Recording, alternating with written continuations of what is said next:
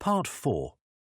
You will hear part of an environmental science lecture about microplastics. First, you have some time to look at questions 31 to 40. Now listen carefully and answer questions 31 to 40. In today's lecture, I'm going to be talking about microplastics. Microplastics are tiny pieces of plastic smaller than 5 millimeters in size. Recently, there's been a greater awareness that there are large quantities of plastic waste, big and small, in the environment. The amount of plastic waste in the oceans has received widespread attention, but far less is known about the effects of microplastics in fresh water and particularly in soil. Microplastics can enter the environment via a number of different sources. Threads and microfibers detach from synthetic clothing every time they're put in a washing machine, and these find their way into the water system. Other sources include big pieces of plastic waste that are already in the environment, and these break down into microscopic particles over a period of time.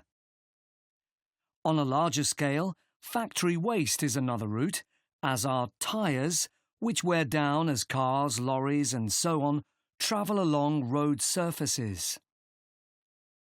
We already understand some of the impacts of microplastics from studies involving fish and other animals. There is evidence that microplastics harm small creatures in a variety of ways, such as by damaging their mouths or by impairing their ability to feed, for example when microplastics get lodged in their digestive system. Surprisingly, perhaps, it is likely that humans consume microplastics, as these have been detected in a wide range of food and drink products, including bottled water, as well as in water that comes direct from the tap. What's more, salt and many kinds of seafood have also been found to contain microplastics. However, it's important to underline that there is not yet conclusive proof that microplastics cause significant harm to people. In many countries, including here in the UK, there is legislation which prevents manufacturers from adding plastic microbeads to shower gels, facial cleansers, and toothpaste. It is very difficult to accurately estimate the total amount of microplastic particles in the soil, as they can be hard to detect. But we do know they are carried in the air and deposited in the soil by rain. What's more, many of the fertilizers used by both farmers and gardeners contain microplastics.